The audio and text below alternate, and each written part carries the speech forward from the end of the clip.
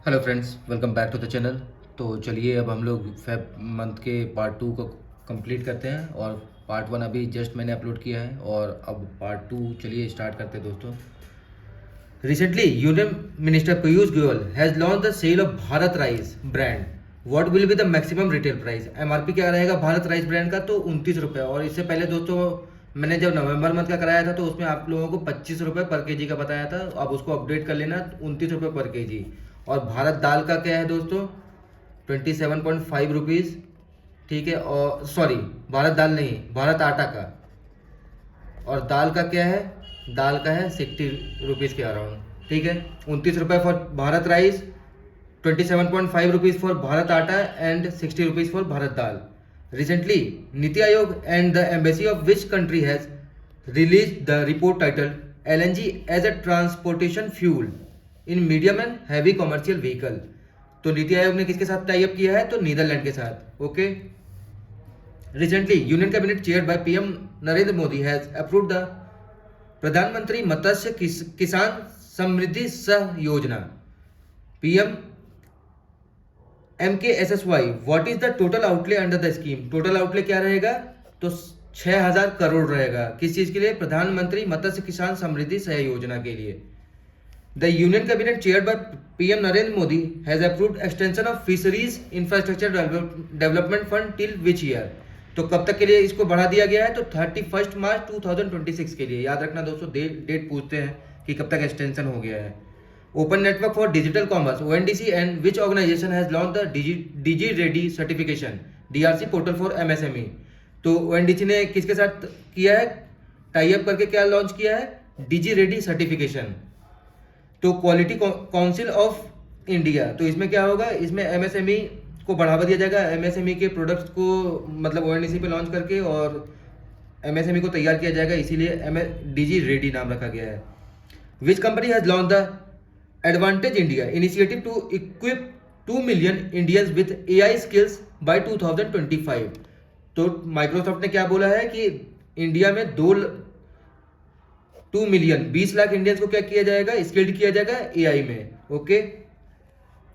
Recently, the Warehousing Development Regulatory Authority (WDRA) and which bank has signed an MOU to raise awareness about electronic warehouse receipts?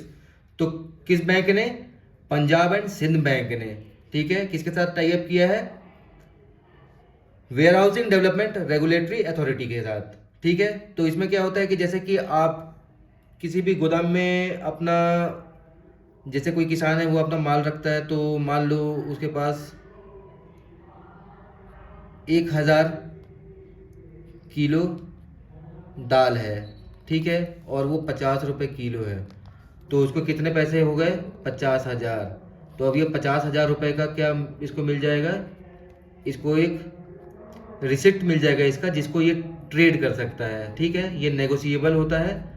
तो इसके बदले ये मान के चलो 47,000 45,000 इतने पैसे उठा सकता है कहीं से। ठीक है, इसी चीज़ को बढ़ावा देने के लिए, अवेयरनेस फैलाने के लिए पंजाब एंड सिंध बैंक ने टाई अप किया है warehousing development regulatory authority के साथ।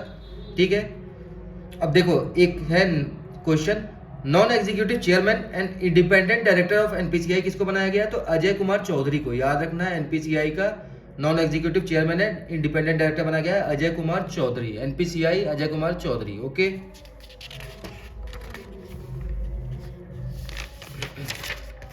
Recently, which state has become the first in the Northeast to implement the old pension scheme?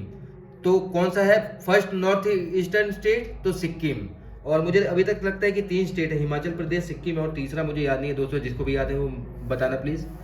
और एनपीएस में क्या होता है कि आपका जो भी लास्ट सैलरी होता है उसका 50% आपको एज ए पेंशन दिया जाता है, और हर 6 महीने पे डीएनएस अलाउंस भी आपको बढ़ाया जाता है, वो भी दिया जाता है। Okay.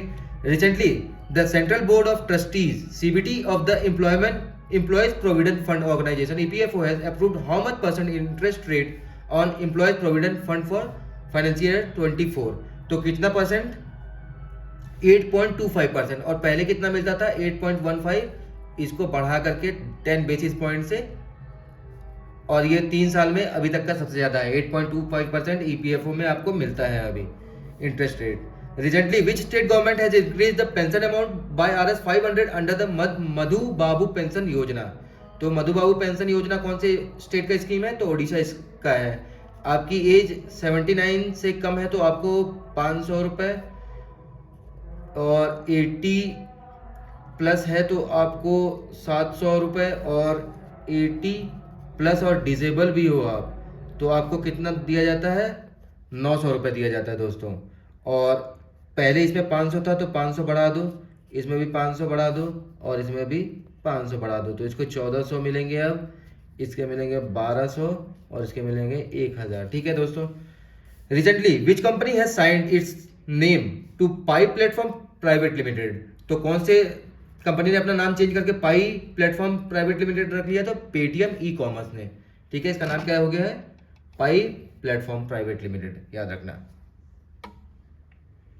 Recently, which country has launched its domestic card Jaiwan, which is based on the digital rupee credit and debit card stock? तो जैवान कौन से कंट्री ने किया है? यूएई ने, याद रखना जैवान यूएई का है। Okay. Recently, which organization has released the CRISIL study report प्रभाव, which study the impact assessment of the funds for startup? तो क्या कह रहा है? रिसेंटली विच ऑर्गेनाइजेशन ने release the CRISIL study report Prabhav किसने रिलीज किया है? सिडबी ने। Okay. Who has been elected as the president of the institute of chartered accountant of India? ICAI का प्रेसिडेंट किसको बनाया गया है? तो रंजीत कुमार अग्रवाल को 2024-25 टर्म के लिए। Okay. Which company has become the first Indian company to reach 20 lakh crore rupees market capitalisation? तो रिलायंस इंडस्ट्रीज लिमिटेड सबसे इंडिया का 20 लाख करोड़ सबसे ज़्यादा मार्केट कैपिटलाइजेशन है इसका। इसके बाद आई थिंक TCS का है 15 लाख करोड़, याद रखना 15 lakh crore. And third I don't know, किसी को याद हो तो बताना। According to the information provided by the Niti Aayog CEO BVR Subramaniam, Niti Aayog has prepared a plan for economic transformation of which 4 Indian cities? तो नीति आयोग चार कौन से सिटीज को ट्रांसफॉर्म करेगा? तो Mumbai, Surat, Varanasi and Vizag. Okay, Vizag economic transformation करेगा ये 4 सिटीज में। और नीति आयोग का टारगेट क्या है दोस्तों? ये चाहता है 2047 तक हम लोग डेवलप्ड कंट्री हो जाए, और 2047 तक हमारा इकोनॉमी 30 ट्रिलियन का हो। Okay. PM Modi has laid the foundation stone of Bharat mart at Jebel Ali free trust zone in Dubai. It will be build by which company? तो DP वर्ल्ड। ठीक है, DP वर्ल्ड के द्वारा क्या किसको बिल्ड किया जा रहा है? भारत मार्ट। भारत मार्ट बनाया जा रहा है इंडिया का 1 लाख स्क्वायर किलोमीटर का एरिया है अराउंड। IRCTC के चेयरमैन एंड MD किसको बनाया गया? संजय कुमार जैन को। Which state government has decided to provide interest free loan up to 1 lakh rupees to youth of the state under the new scheme Swayam? तो स्वतंत्रता युवा उद्यमी। कौन सा स्टेट है ये? ओडिशा। और इसमें क्या होना चाहिए? Age limit should be 18 to 35। तो आप 1 लाख रुपए ले सकते हो कि क्या करने? स्टार्टअप करने के लिए। ठीक है, अपना कोई बिजनेस डालने के लिए।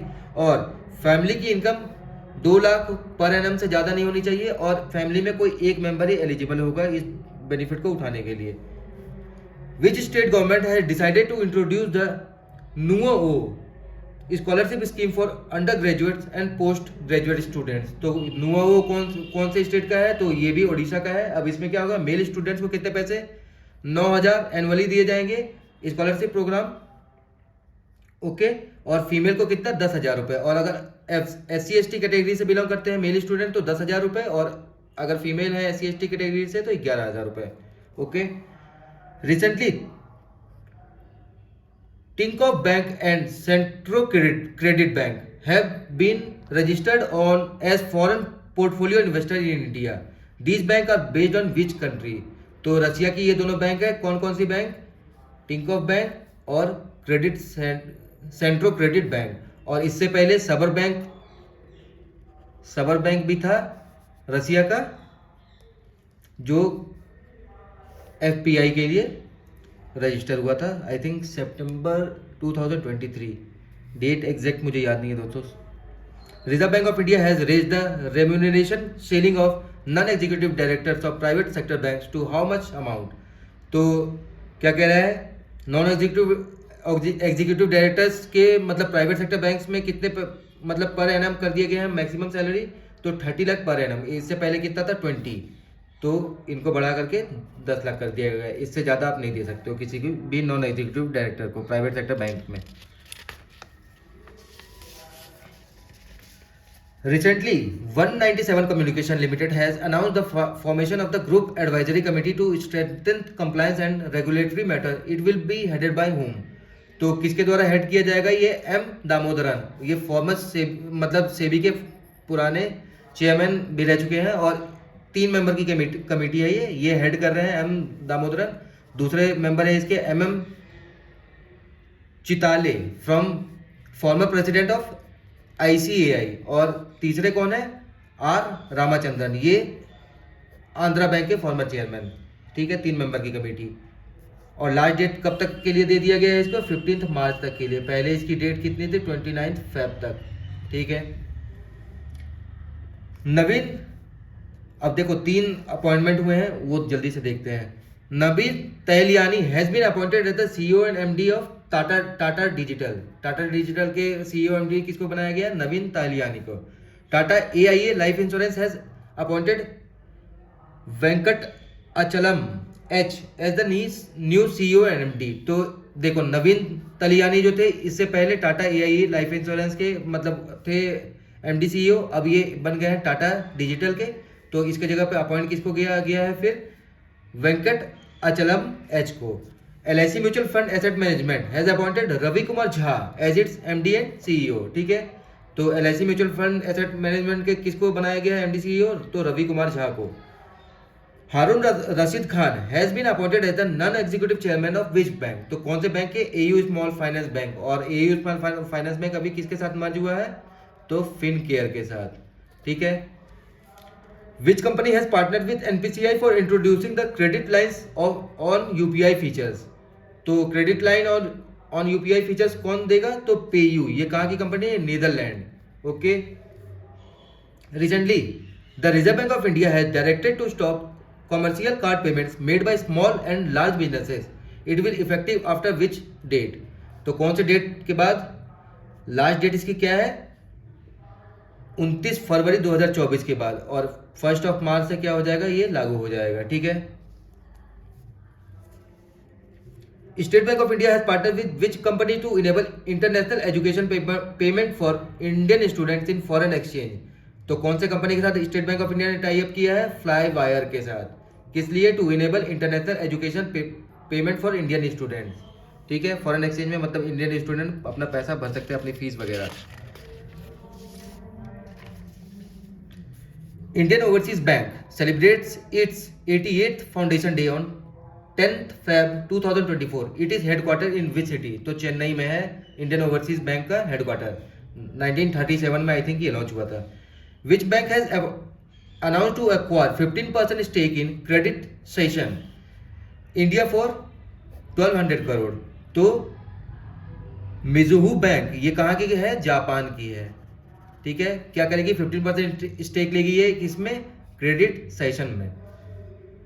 Recently, Yes Bank had partnered with which company to introduce a cross-border platform that enables MSME to conduct international transaction। तो किसके साथ? ले रिमिट के लिए, जिससे MSME क्या कर सकते हैं? इंटरनेशनल MSME के जो भी मतलब मेंबर्स होंगे वो इंटरनेशनल ट्रांजैक्शन कर सकते हैं। ले रिमिट के साथ यस बैंक ने टाई अप किया है इसके लिए। Which bank has raised $300 million in its maiden sustainable finance bond issue which is part of an overall raise of $750 million through regulation S bond. तो कौन से बैंक ने? HDFC बैंक ने $300 million का क्या लॉन्च किया? Sustainable finance bond.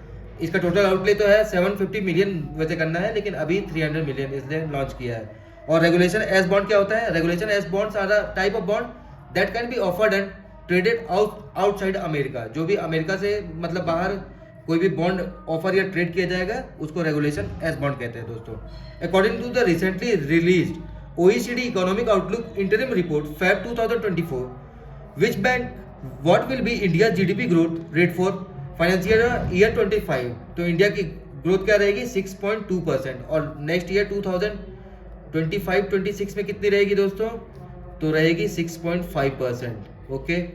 Recently which bank has launch 4 new credit card, बिज first, बिज ग्रो, बिज पावर, बिज ब्लैक. तो HDFC बैंक ने, और क्या है, किस चीज के लिए स्पेशली ये टेलर किया गया है, MSME के लिए दोस्तों. Recently which company has launched a new unit link life insurance policy index plus. Index plus किसने लॉन्च किया है, LIC को. ये एक इंडोमेंट प्लान है दोस्तों, जिसमें आप टर्म इंश्योरेंस और अपना मतलब मनी भी सिक्योर करते हो. ओके. तो दोस्तों फरवरी मंथ 15 तक ख़त्म हो गया है. अब मैं ये सेशन जो भी हम सीरीज़ चला रहे थे वो ख़त्म हो गया है. अब इसके बाद मैं 25 तारीख को अपना एग्ज़ाम दे के आऊँगा, और जिसका भी एग्ज़ाम 4 तारीख को है उसके लिए मैं मतलब जो भी बचा हुआ क्वेश्चन रहेगा वो कंप्लीट करवा दूंगा. और कल मैं आप लोगों के साथ मॉक टेस्ट में कैसे क्या क्वेश्चन अप्रोच करने हैं वो लाइव सेशन लेकर के आऊँगा. तो मिलते हैं दोस्तों कल के वीडियो में, और सेशन अच्छा लगा हो तो प्लीज़ लाइक और सब्सक्राइब कर दीजिए. Thank you and have a nice day.